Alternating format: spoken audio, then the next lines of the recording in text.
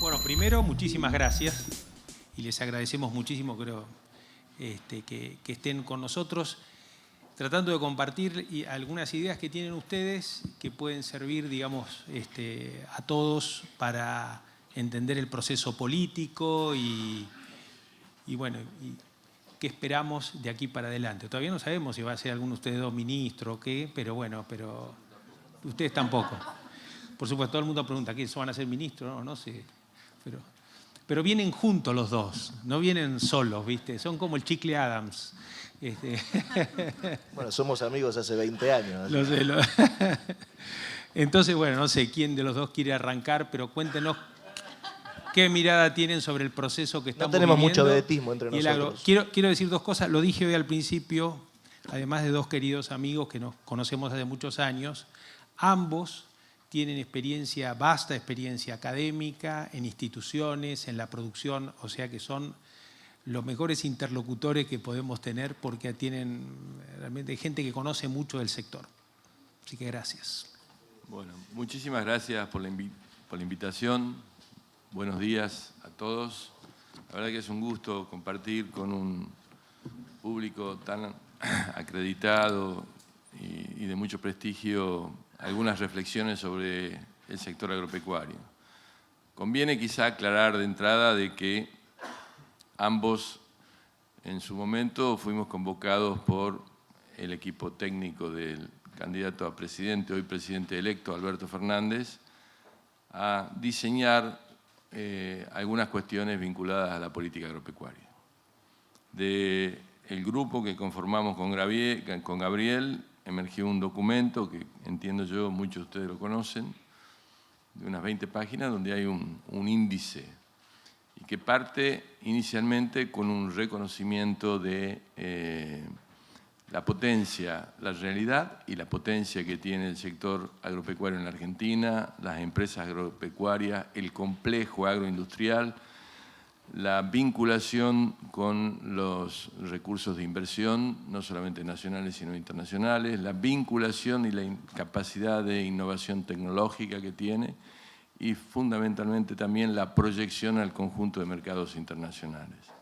Eso que vale esencialmente para la región pampeana también se replica en algunas economías regionales, no en todas, pero sí tenemos casos como el del limón o un sector del vino, algún pequeño sector del aceite de oliva, algún otro pequeño sector en el Valle Río Negro que tienen esos atributos y que tienen una particularidad adicional y de mucho valor para las economías del interior de la Argentina que tiene que ver con una fuerte ocupación de mano de obra y un tejido social vinculado a la producción que contribuye mucho al desarrollo y yo diría, a las posibilidades y oportunidades que se abren en las economías de la provincia.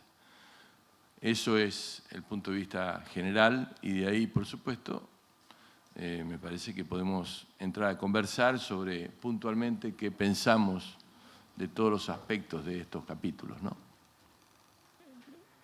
Más allá del reconocimiento de que tenemos esta realidad y este potencial, que lo conocemos y sabemos además que ustedes lo conocen muy bien, mejor que cualquiera de nosotros, la Argentina tiene un problema más global, más importante, que tiene que ver con la pobreza, con el hambre que eventualmente aparece en forma explosiva y demás, y entonces, bueno, con una estructura digamos así, del Estado grande, digamos así, con ineficiencias, con un sistema impositivo que ahoga a los que pagan impuestos, con una gran cantidad, digamos, de evasión impositiva.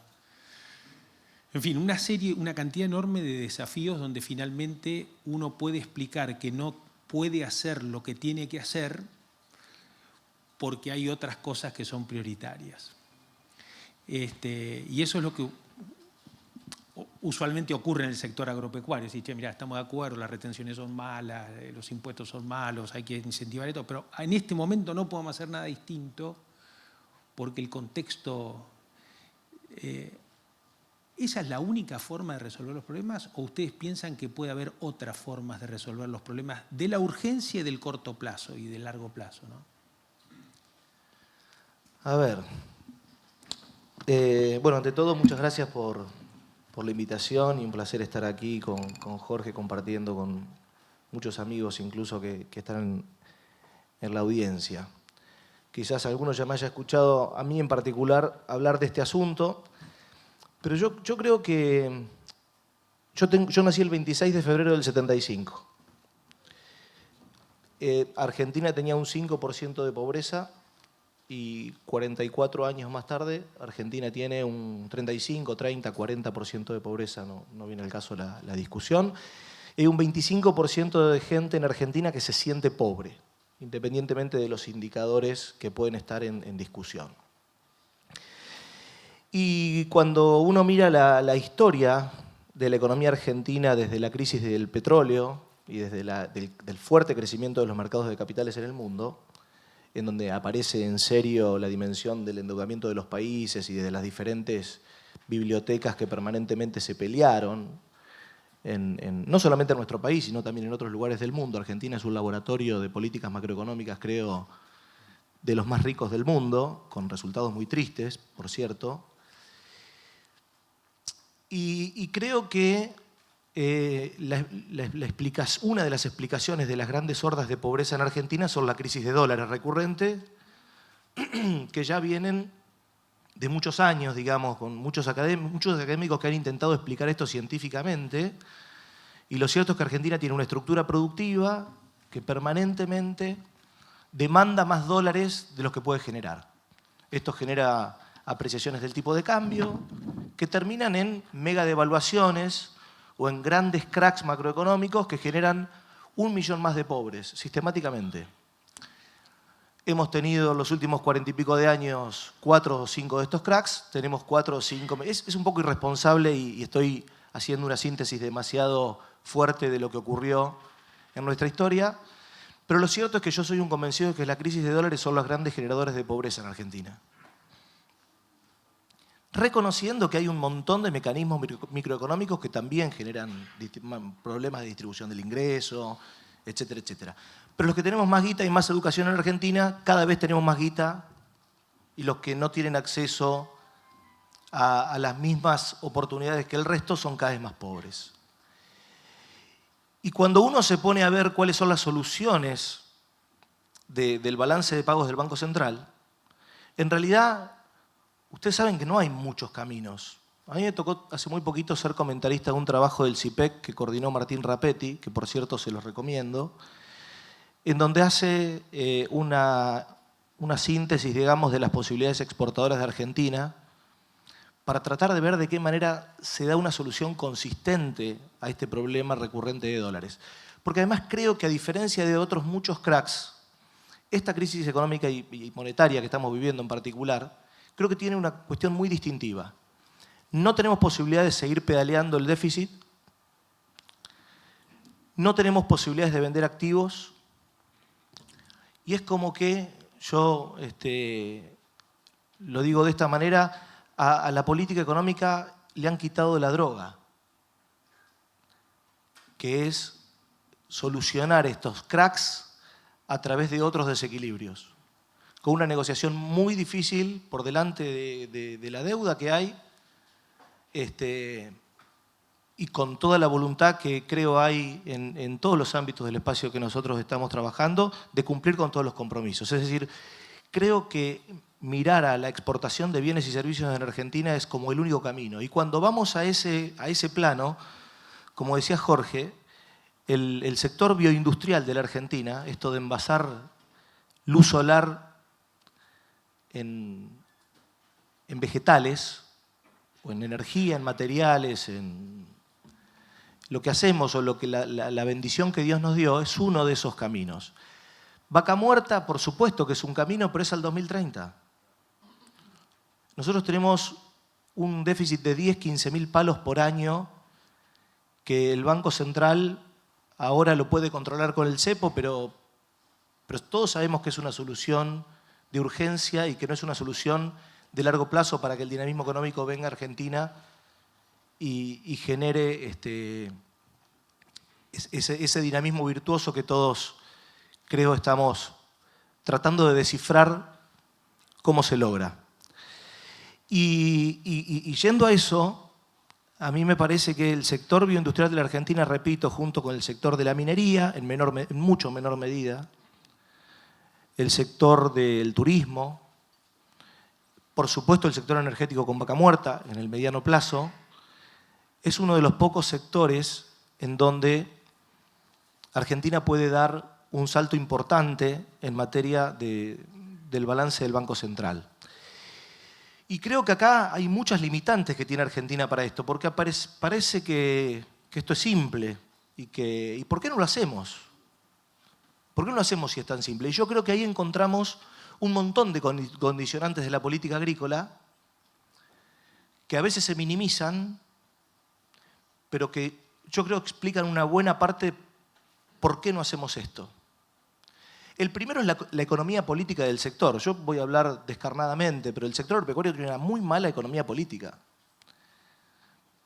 Ustedes saben que hay organizaciones políticas, sobre todo las grandes urbes, que no se lo ve al sector como un eje estratégico del desarrollo del país y de la limitación de la pobreza en la Argentina. El sector tiene que tomar cartas en el asunto. Yo vi con mucha tristeza lo que pasó con los veganos en la rural, que lo hemos hablado con mi amigo Carlos Vila Moret.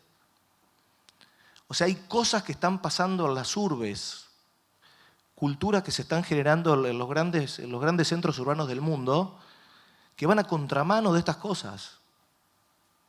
Y todo esto influye en la política, todo esto influye en lo electoral, todo esto influye en lograr crear un gran sueño.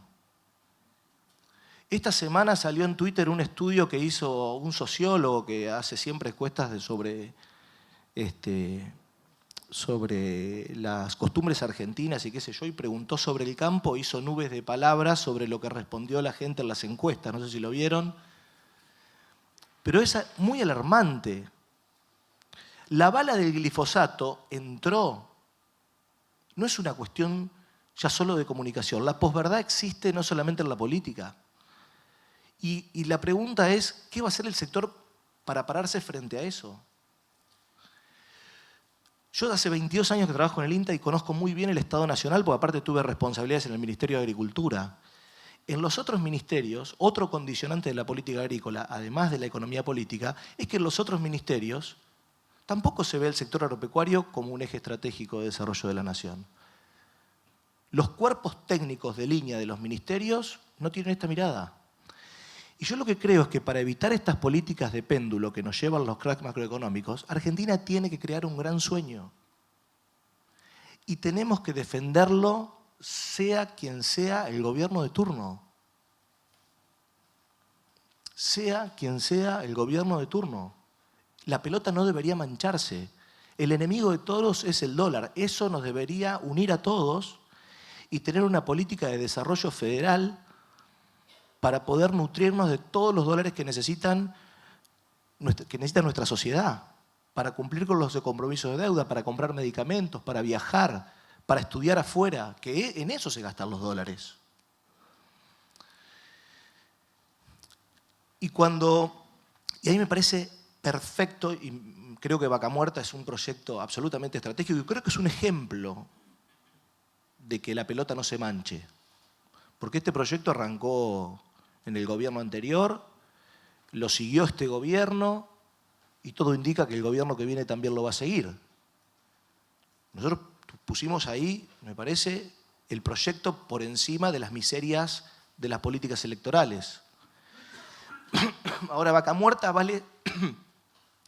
Hay que poner 100.000 palos gringos en Vaca Muerta hasta el 2030.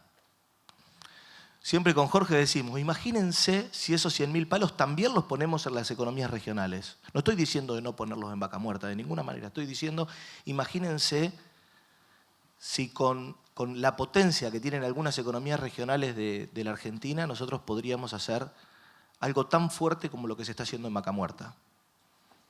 Y no se reformaron los convenios colectivos de trabajo de todo el petróleo para para fortalecer Vaca Muerta. Se cambió lo que había que cambiar en Vaca Muerta. Yo creo que esto que hemos transitado en el gobierno anterior respecto de la mirada quizás más fiscal que había sobre el sector, lo que pasó después, lo que viene, debería ser un enorme aprendizaje de cara al futuro. Y creo que los grandes condicionantes que tiene la política agrícola son los carosos, porque nosotros acá nos vamos a poner todos de acuerdo, yo soy productor, Jorge también, hablamos con la mayoría de ustedes, estamos todos de acuerdo en lo que representa el sector en la Argentina. Pero me parece que nosotros tenemos que dejarnos de hablarnos a sí mismos para tratar de construir un gran sueño. Porque además estamos muy preocupados cómo las nuevas tecnologías pueden afectar a las empresas, que las empresas no queden con tecnologías obsoletas, ver cómo hacemos para tratar de copiar estos grandes drivers que están ocurriendo en la alimentación y en la salud de las grandes urbes, para ver cómo esas tecnologías pueden ayudarnos a acomodar el cuerpo en las empresas para tratar de aprovechar todas las oportunidades que se están generando. Yo escuchaba, la verdad que comparto plenamente lo que decías. Y eso tiene que tener un correlato en las instituciones. Porque si nosotros no tenemos un correlato de esta obsolescencia privada en la obsolescencia pública, podemos tener muchos problemas. Yo, Gustavo,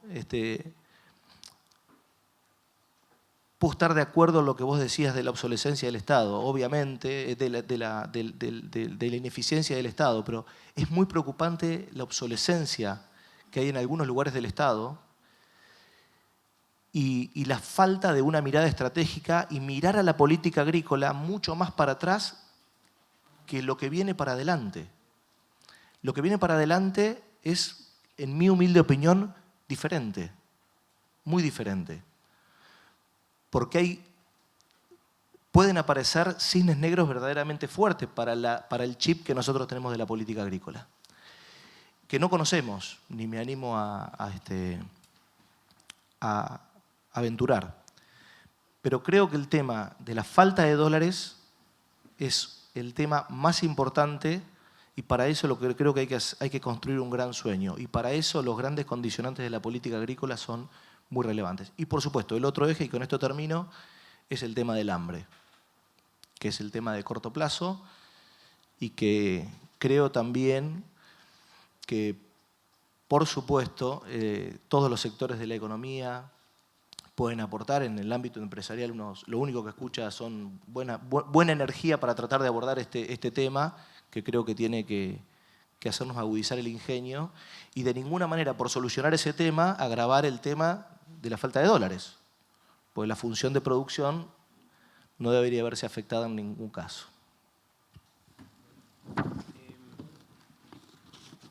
Sí, hoy hubo un panel al principio que trató el tema del mercado y justamente el tema de las exportaciones como decisión estratégica de Argentina.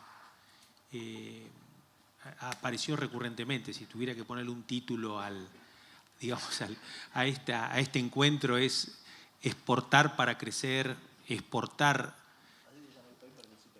Así es. Bueno, exportar para crecer, porque justamente el gran problema que tenemos es la falta de crecimiento. Tiene que haber crecimiento. Hay que exportar. Si no exportamos, no importamos. Si no importamos, no se activa la industria. No se actúa, es decir, no es solo exportar para juntar dólares, sino que tiene un efecto sistémico sobre el resto de la economía. El sector nuestro es un sector que, digamos, está preparado para exportar y tenemos una cantidad enorme de desafíos: diversificar la matriz exportadora, crear más valor, aumentar los volúmenes, tareas que digamos que se dificultan porque hay poco ahorro en manos de los emprendedores que tienen que hacer eso, de alguna manera, o hay transferencia de ahorros. No digo que esté mal, digo que uno puede hacer lo que quiere, lo que no puede evitar son las consecuencias, ¿no? Y como decís vos, Argentina es un laboratorio donde hemos probado y hemos sufrido todas estas prácticas. ¿Cómo ven ustedes esto? O sea, ¿cómo un nuevo gobierno, conozco el paper que hicieron donde están puestos todos estos temas de exportar, de las economías regionales, y está puesto ahí adelante, ¿cuáles deberían ser las medidas que se tomen o que no se tomen para que esto ocurra? Bueno, mira, a ver, primero, unos pocos meses después de que nació Gabriel vino Celestino Rodrigo, no sé si algunos de aquí se acuerdan, y ahí terminó un ciclo histórico y económico de la Argentina. Después de eso es como que el país, yo que tengo mi vida dividida más o menos en dos, por esa fecha, después de eso vino un país que nunca encontró su destino, salvo el mundo de la especulación financiera, de la timba, de la usura institucionalizada, de las tasas, de las tablitas, en fin, y de la convertibilidad. Y mientras todo eso transcurrió a lo largo de casi 40 años, todo el sistema productivo argentino, agropecuario y no agropecuario, industrial, el sistema de ciencia, de tecnología, todo fue perdiendo relevancia y perfilaje. Cuando uno ve el ciclo largo, ve eso. Ve que la Argentina era un país muy productivo y con ciertas capacidades de competencia, no solamente en el sector agropecuario, sino también industrial, en los años 70, y todo eso se perdió. Hoy resguardamos la capacidad de competir del sector agropecuario en las cadenas fundamentalmente de las cereales y oleaginosas y en un par de economías regionales. Pero Río Negro era un mundo próspero cuando yo tenía 18 años y fui la primera vez de mochilero a Bariloche, porque Roca era una ciudad lujosa, el Valle. Y hoy es un problema social, un problema no productivo, y así recorremos. Y Catamarca en los años 60 exportaba dulce de membrillo a Alemania desde Andalgalá, y hoy tiene menos población Andalgalá ahora que hace 50 años. Y esas son las cosas que nosotros encontramos en la Argentina. Entonces, en ese marco también, el Estado ha crecido no tanto por necesidades de armar una estructura regulatoria, de capacidad de arbitraje entre distintos sectores, capacidad de expresar los intereses generales de la sociedad, que es para el fin que tiene un Estado, ¿no es cierto?, sino ha ido creciendo en razones de la falta de oportunidades que había alrededor del sistema productivo. En las provincias el empleo público, y eso es un tema que conozco mucho, es el resultado de la falta de empleo privado. Y es el resultado de la falta de inversiones, de la falta de desarrollo de las cadenas productivas, de las capacidades productivas. Catamarca tiene poca minería, tiene poca agricultura, tiene obviamente mínima industria, pocos servicios desarrollados, y eso encontrás en una buena parte de la Argentina. Entonces, yo lo que creo que todo eso es un proceso finalmente de inversión. Yo siempre explico que el fenómeno del limón tucumano, más allá de que Tucumán hace limón hace 70 años, tiene que ver con un factor que no muchos conocen, que es que hace 30 años vino la Coca-Cola Corporation y les dijo a las 3 o 4 principales empresarios del sector: necesito limones por los próximos 30 años, les doy un contrato con precio fijo por los próximos 30 años, vayan con este contrato al Citibank y el Citibank le va a dar la plata para que ustedes hagan la fábrica, planten más limones y hagamos realmente... Es decir, la ciencia de todo esto tiene que ver con la inversión. La Argentina necesita incrementar los niveles de inversión en su sistema productivo. Y, digo, para citar el caso, hace 1 año y medio tenemos tasas que rondan el 70%, ¿no? Y entonces, ¿cómo alguien va a pensar en inversiones con tasa del 70%? Y no solamente el problema no es que el negocio no cierra, sino que hay una enorme cantidad de gente de la sociedad argentina que pasa de estar en el sistema productivo a la especulación pura. Y esos son fenómenos sociales y culturales muy difíciles de revertir.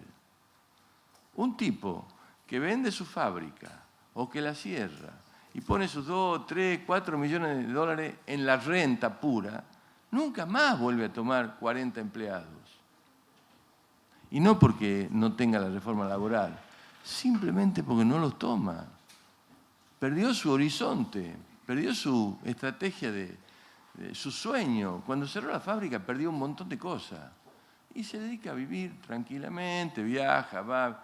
Miles de personas han hecho eso en estos últimos años, no solamente en estos 4, un poco más también. Entonces, ¿para eso qué necesitamos? Necesitamos mostrar y estimular los procesos de inversión, porque hay mucha capacidad empresaria en muchos lugares y ¿qué tenemos que darle? Incentivos, incentivos claros para que inviertan. Baja de las cargas sociales, créditos a tasas subsidiadas, reintegro a los niveles de inversión. No se revierte eso de otra manera. Si lo hacen los alemanes, ¿cómo no lo vamos a pensar hacer nosotros? Si lo hacen los italianos, que vos construís una fábrica, un proyecto de desarrollo y te reintegran el 50% del capital. Y el Banco de Italia te da un crédito a 30 años de plazo. Entonces nosotros tenemos que pensar en esas cosas. Ahora bien, ¿cómo? No es fácil, no tenemos la plata. Bueno, por esas cosas que pasan, este gobierno ha dejado de ejecutar 10.000 millones de dólares de la banca multilateral.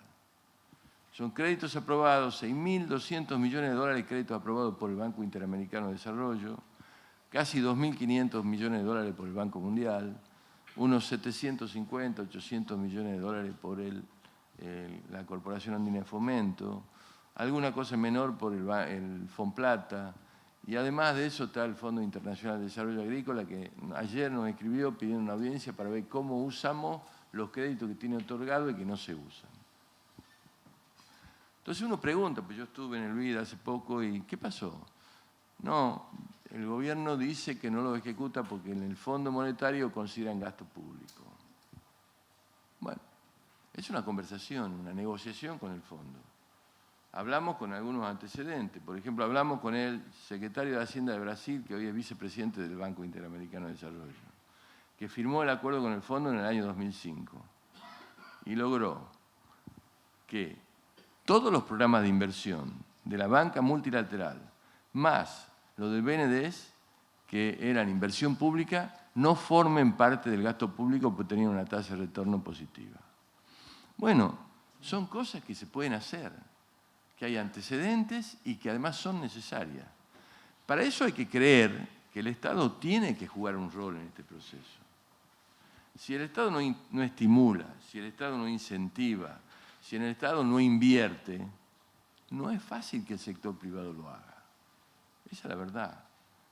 Y entonces me parece que hoy es necesario que el Estado y que el sector privado de alguna manera se pongan de acuerdo en un conjunto de prioridades, unos planteen las demandas que necesitan para invertir y nosotros tratemos, si estamos en el Estado finalmente, en una parte del gobierno, de facilitar de qué manera se ejecutan esas cosas. Eso creo que es uno de los grandes desafíos que viene y por eso creo que la articulación público-privada, como decía Laura hace un rato, es una de las claves del futuro posible de la Argentina. Gabriel, vos has estudiado, trabajado mucho en el tema de nuevas tecnologías. Y hoy se comentó un tema que es lo de la carne artificial. Y yo sé que alguna hamburguesa te has comido porque hace mucho dejaste de ser delgado. Otro chiste que nadie entiende. Qué barbaridad. Yo tengo un amigo que es el negro blanco. Así que... No es lo mismo. No, hoy mientras alguien comentaba el tema, digamos, uno está tratando de ver el desarrollo de la carne, obviamente hay que aprovechar la oportunidad de China. Hoy salió la noticia que exportamos 2.000 millones de dólares de carne. Pero hay como dos discusiones, ¿no? Una del siglo XIX y otra del siglo XXII. La del siglo XIX es, como exportamos mucho, la carne sale cara, cerremos las exportaciones. Que convive con la otra, hay que empezar a generar carne artificial porque, ojo, que a lo mejor nos quedamos sin mercados de nuestra carne. Y a veces uno piensa que el peronismo, y lo digo como peronista, oscila entre el siglo XIX y el siglo XXII. Contame un poco qué opinás sobre esto. Buen tema. A ver, primero te quiero decir algo que me llama mucho. Dialogo mucho del tema alimentos con Narda Lépez. Mucho, yo soy amigo de ella y discutimos. Es una mujer muy militante, muy comprometida con algunos temas, pero son finalmente los que te generan el mainstream en una urbe de lo que come la gente. Y los médicos le hacen bullying a todos los chefs, ¿no? Te dicen al oído cosas que los chefs se limitan para hacer cosas ricas. Bueno, yo discuto mucho con ella de este tema, así que he discutido bastante el tema de la carne artificial. Te quiero hacer un paréntesis.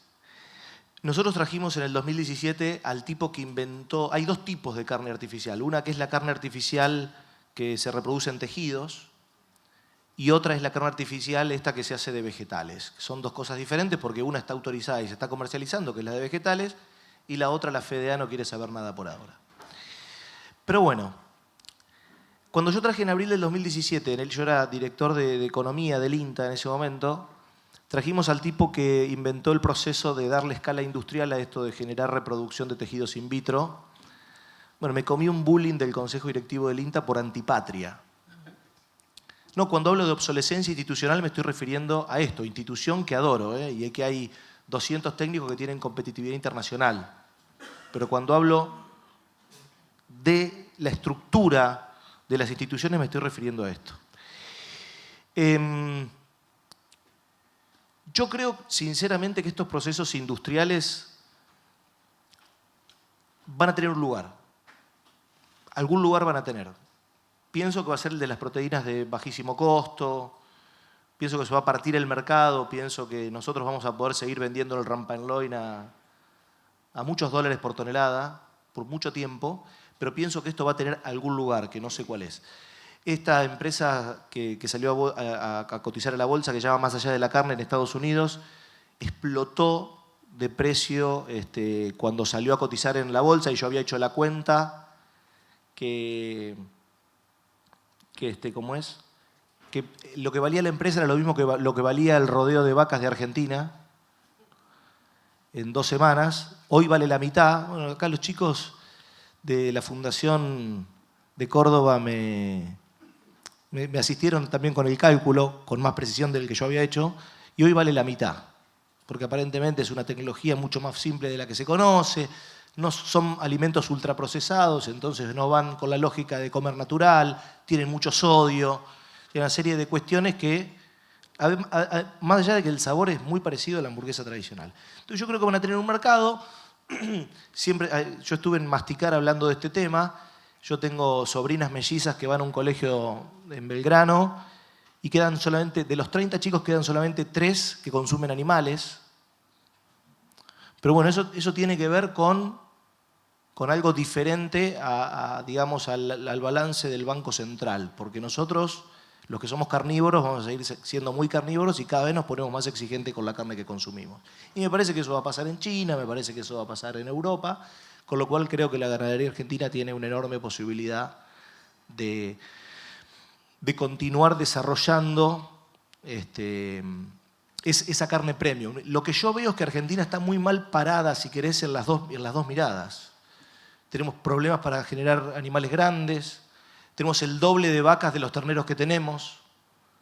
O sea, hay una discusión del siglo XIX, ¿no? Porcentajes de destetes nacionales que están por abajo del 60%, tasas de interés del 70% que te afecta cualquier dinámica poblacional. La de la ganadería ha sido afectado por esta tasa. El otro ejemplo es la pesca, ¿no? Nadie apuesta a un animal grande en 2 años. Todo el mundo sabemos que las integrales de la máxima extracción de una población están muy afectadas por la tasa de interés. Eso, por supuesto, que le está pegando de lleno a la ganadería y a la pesca. Pero creo que Argentina, sinceramente, no está bien parada en ninguna de las dos canchas, ni en de la proteína de bajo valor o de toda esta historia, ni en el del tratar de generar, introgresar blockchain a los procesos de producción para saber qué estás comiendo y todas estas cosas. Creo que estamos al medio. Esta pregunta sobre que exportar alimentos va en contra del precio de los alimentos, porque lo escuché ayer en radio por, digamos, un grupo de periodistas que decían el problema que tenemos es que los precios aumentan porque exportamos, ¿no? Que ya lo hemos escuchado otras veces y eso ha inspirado a algunos políticos geniales en cerrar las exportaciones y demás. ¿Cómo lo ven a ese tema? Mira, yo creo que tenemos una prioridad absoluta que es exportar. Producir más y exportar. Creo que se pueden buscar determinados acuerdos en el sector ganadero. Hoy la tecnología permite separar una media res en distintos cortes. Se puede pensar, y hemos estado hablando ya con algunos industriales de la carne, en que haya 3 o 4 cortes que no se exporten, con lo cual tendrían un precio diferencial. Hoy la tecnología, la informática te permite controlar esas cosas. Creo que la Argentina en el tema ganadero tiene un atraso enorme. Tenemos 5 estándares distintos sanitarios, el matadero local, el intendente que protege al tipo que faena en el árbol, el matadero provincial, el federal y el de exportación. Nosotros tenemos que tender hacia una industria de la carne moderna, actualizada, con cortes, con productos terminados, con valor agregado. A eso tenemos que tender. La solución de los problemas argentinos tiene que ver con una mayor producción y una mayor competitividad. Exportamos solamente el 11% de nuestro Producto Bruto Interno. Eso es todo. Ese número no cambia hace 40 años. Puede haber cambiado en algún momento por el valor, pero no por la cantidad. Nosotros tenemos que producir más. Y el desafío, lo que nosotros planteamos en todo el documento que gira, es ese. Y creo que eso lo tenemos que encarar con los empresarios del sector, con las empresas del sector. Después hay otros problemas, por supuesto. Pero además tenemos que extender la producción a todo el territorio argentino. Digo, creo que aquí el amigo de la presida hablaba del riego en África. Bueno, nosotros tenemos para regar 6 millones de hectáreas, con lo que igualaríamos la cantidad de hectáreas bajo riego que tiene México, por ejemplo, que es un país con enormes dificultades desde el punto de vista agrícola. Regamos solamente 2. Podríamos regar 500.000 hectáreas en el Río Negro y transformar la Patagonia en un, digamos, espacio fenomenal de producción de carne de calidad con el mejor estándar sanitario del mundo. Y además de eso, regar 150.000 hectáreas en el río Chubut. Bueno, esas son las cosas que tenemos que encarar. Pero además de eso tenemos el Chaco, Formosa, Corrientes, el Chaco salteño. Es un mundo esencialmente para la ganadería y para la proteína de calidad. Entonces tenemos que armar un programa, titularizar las tierras, ingresar las tierras de alguna manera al mercado, proteger los derechos de las comunidades aborígenes. Pero ¿cómo se protege el ambiente y los derechos de las comunidades aborígenes? Con inversión. La discusión de no hacer nada no es proteger el ambiente, porque el ambiente se deteriora todos los días, porque la gente vive de los árboles y de las cosas que corta de alguna manera, para sostenerse en la pobreza. Si no hay inversión, no hay desarrollo y no hay protección del ambiente. Entonces, todo eso son programas de inversión. Y a todo eso tenemos que apuntar con el mundo empresario y sentarnos a conversar. Cómo avanzamos sobre Formosa, cómo avanzamos sobre el Chaco y cómo producimos mucha más carne. Y entonces, las cosas se van a ir solucionando de esa manera, no prohibiendo nada ni limitando nada. Tenemos que asegurar algunas soluciones coyunturales, sabiendo que son coyunturales y que hay que dejarlas de lado. El otro tema es el de cerdo. ¿Cómo puede ser que la Argentina tenga 300.000 cerdas en producción y Brasil tenga 3 millones? Y la China 200. ¿Cuál es el motivo? Si no es la falta de inversión. Y la falta de que durante años no hubo un negocio previsible.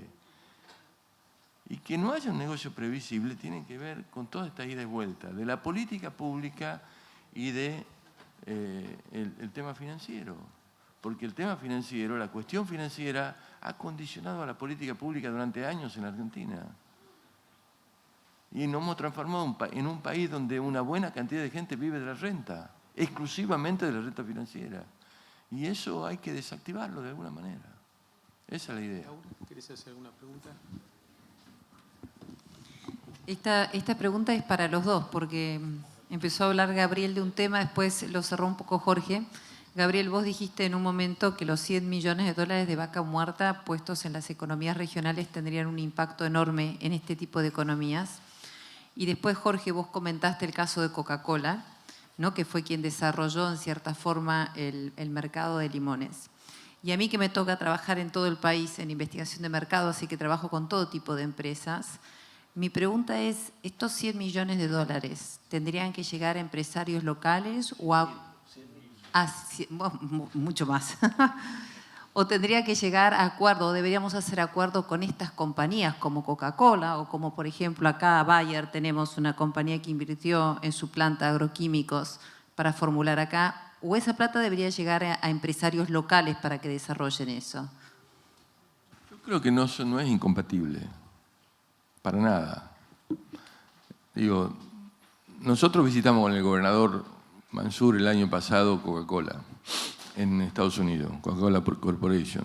El presidente de Coca-Cola Corporation emitió una carta después de la visita nuestra pidiéndole al presidente Trump que abra el mercado de limones frescos para Tucumán. En ese momento, estoy hablando no del año pasado, del anteaño pasado, estaba cerrado todavía.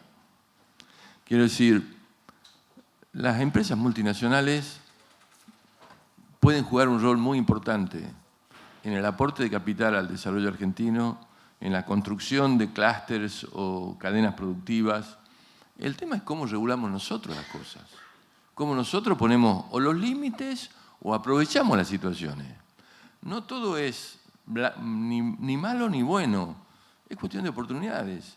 Yo insisto en este tema de la Coca-Cola porque yo creo que muchas empresas multinacionales pueden colaborar hoy, por distintos motivos, en desarrollar determinadas cadenas productivas en la Argentina. La asociación, por ejemplo, en el negocio del aceite de oliva con una gran empresa española sería un tema estratégico para la Argentina. O con alguna gran empresa italiana que maneja el mercado de Estados Unidos.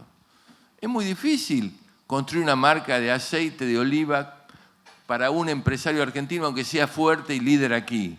Pero ir a discutir con Walmart en Estados Unidos de cómo ganar un espacio en la góndola no es un tema sencillo. Entonces, son alianzas estratégicas, donde cada uno tiene una capacidad de negociación. Nosotros tenemos una cosa muy importante. Tenemos el territorio, tenemos el agua, tenemos el know-how de cómo producir y tenemos finalmente el control del territorio ese. En algún momento, finalmente, podemos hacer valer nuestros derechos territoriales si vemos que las cosas son negativas o complicadas. Pero los limones siguen siendo nuestros. La Coca-Cola es un actor, nos compra, nos paga, nos ayuda con el financiamiento. Ellos hacen su negocio, pero los limones siguen siendo nuestros. ¿Por qué no vamos a aceptar eso? Ahora, también creo yo que nosotros tenemos toda una enorme cantidad de emprendedores y empresarios nacionales que requieren de una ventanilla de crédito para poder desarrollar sus proyectos. Yo creo que debe haber 200 personas o 300 empresas medianas en la Argentina interesadas hoy en producir carne de cerdo. Pero hay que poner, no me acuerdo, $7.000 por madre. Y un criadero de 2.000 madres son 14 millones de dólares. ¿Dónde está esa plata?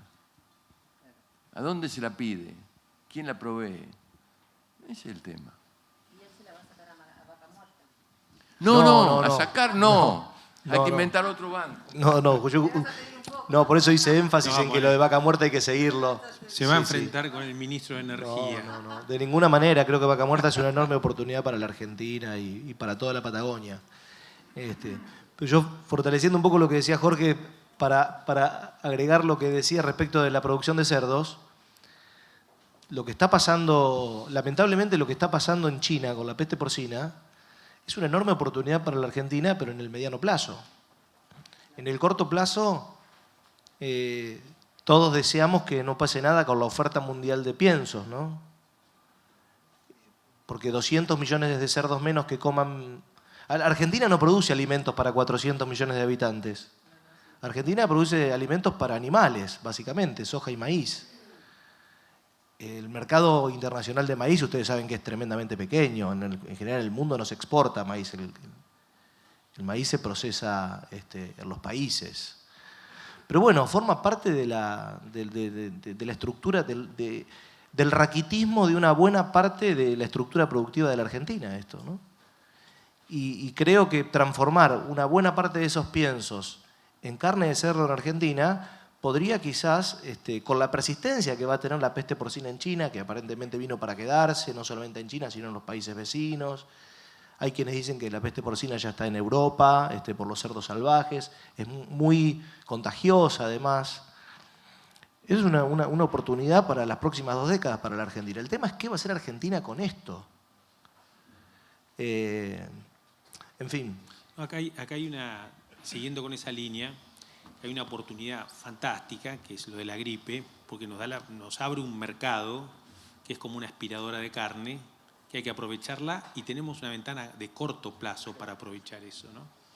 Y a propósito de eso, en Argentina nosotros tenemos el ejemplo del diferencial en los derechos de exportación en soja, que ayudaron a la creación de una industria de procesamiento fantástica. Los productores siempre teníamos una opinión contraria, pensando de por qué los productores tenemos que pagar.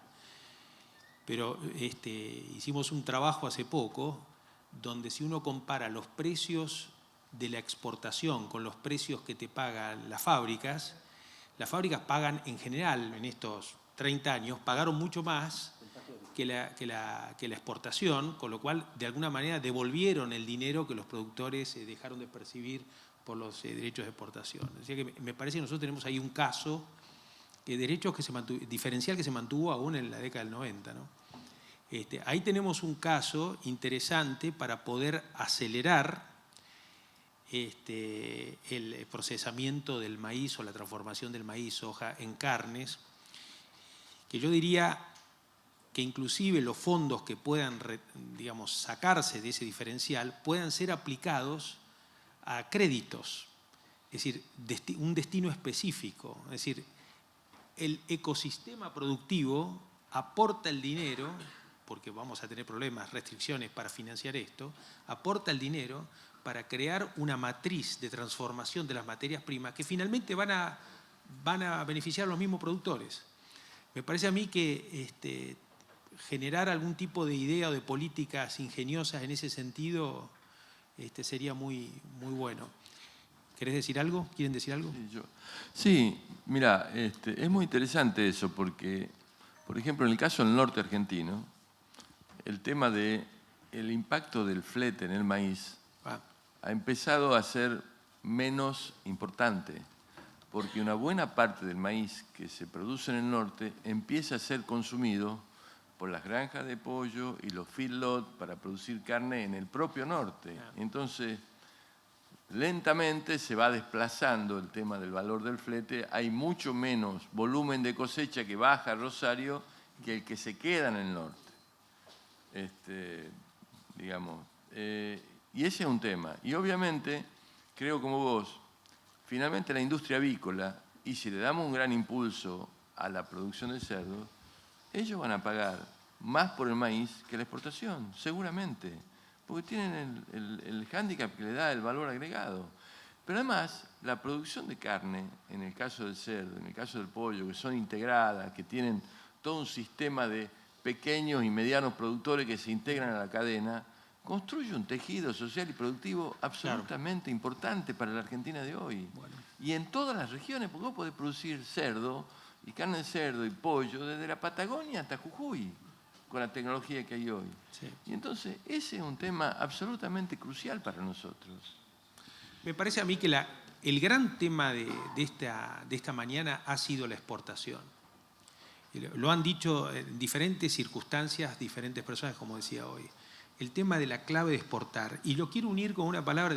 Hay un profesor amigo que enseña en la Universidad de Harvard.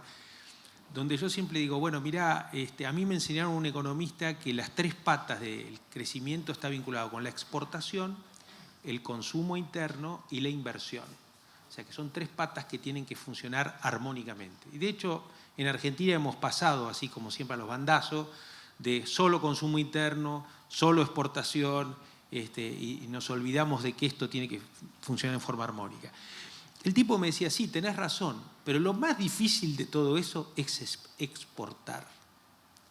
Es decir, exportar tenés que ponerte de acuerdo con alguien que te compre, tenés que hacer lo que decía hoy Marisa, las negociaciones, ser consistente, el alineamiento, digamos, en todo el tema sanitario. En fin, es un trabajo que lleva años, o sea que ir en contra de la exportación realmente tiene un impacto enorme en un mercado que es cada vez más competitivo. Entonces, la exportación es el gran tema de la mañana. La otra discusión que se dio también a la mañana y que acabamos de también, productos primarios, procesados, bien decía Gustavo Dígora, por ahí el mercado del inmediato quiere productos, materias primas, pero no quiere tanto los procesados, está el escalamiento arancelario, están los nuevos productos y nos estamos perdiendo por este debate entre productos primarios y procesados, nos estamos perdiendo de vista que lo que viene va a estar fuera en otro ecosistema que no va a depender de productos primarios y procesados, sino que tiene que ver con la innovación tecnológica. Y entonces se van a producir productos donde ni siquiera tienen agua o tierras, digamos, sino know-how. Y me parece a mí que ahí hay todo un equilibrio, una situación fundamental, porque no es que el producto primario no agrega valor y no agrega trabajo. El producto primario agrega valor aguas arriba, no le agrega aguas abajo. Habría que tratar de que se logren los 2 agregados de valor, aguas arriba y aguas abajo de la cadena. Pero el otro tema es que frente a esos mercados no es que estamos viendo una película de afuera, sino que tenemos capacidad para satisfacer esos mercados. Tenemos recursos naturales, productividad, buenas prácticas, conocimiento tácito, el know-how. Podemos englobar todo eso en un concepto de marca país, hasta podemos vender ese know-how afuera y generar una matriz exportadora más diversificada, pero también crear una demanda de estas múltiples industrias. Está el cestarie de la Cámara de las Maquinarias Agrícolas que se demande desde afuera. Bien, esas son las oportunidades que hablamos. Hablamos de la política, hablamos de cómo facilitar ese flujo exportador, con el tema de cómo trabajar para eliminar o reducir aranceles, retenciones, estatus sanitario, acuerdos, hacer acuerdos. Marisa habló del acuerdo con la Comunidad Europea, se habló también de Oriente, de China y de otros países de Oriente, de la India. El tema de propiedad intelectual, la parte impositiva, el tipo de cambio, o sea, la macro, la estabilidad de la macro, inversiones en logística, una disminución de la burocracia y costos de transacción, en fin. La política es fundamental, y coincido con Jorge, de que el rol del Estado es clave en esto, ¿no? Si no tenemos un rol del Estado activo, facilitador, es muy difícil llevar adelante este gran desafío de la exportación. Creo que hay un desafío enorme que no es solo de corto plazo, sino también lo veo también de mediano y largo plazo. Antes pensaba que era de corto plazo, que necesitamos crecer con inclusión, y para que ese crecimiento sea sustentable en el tiempo tienen que haber reformas. Reformas que no implican, porque todo el mundo ahora cuando discuto eso con mis amigos acá me dicen, eso es pérdida de derechos. Digo, sí, todavía no te dije qué reforma, no te las expliqué, pero parece que decir la palabra reforma es pérdida de derechos. Uno no tiene que hablar de reformas con pérdida de derechos, sino reformas para pensar cómo va a ser Argentina en el siglo XXI. Algunas cosas serán cambios de derechos, otras pueden ser pérdida, otras pueden ser ganancia de derechos. No lo sabemos todavía hasta que ese debate no se dé. Pero las reformas tienen que ver, en algunos casos, con el Estado, con lo impositivo. Un amigo mío me contaba el otro día, decir, bueno, hay que cobrar más pagando menos. Y le digo, mirá, yo soy ingeniero agrónomo, pero ¿cómo vas a hacer eso? Y me dice, bueno, hay que ensanchar la base de los que pagan para que uno pueda cobrar más y a lo mejor disminuir los impuestos y pueda incentivar a que haya más gente que se blanquee, ¿no es cierto? Pero bueno, la reforma del Estado, de la educación, en fin, las que sean necesarias. Creo que todo esto, y con esto termino, se da en el marco de una crisis que va más allá de la economía, de lo social, sino también de la política, ¿no? ¿Qué es lo que estamos viendo en la región? En la región y en la Argentina también, por supuesto, con otras particularidades.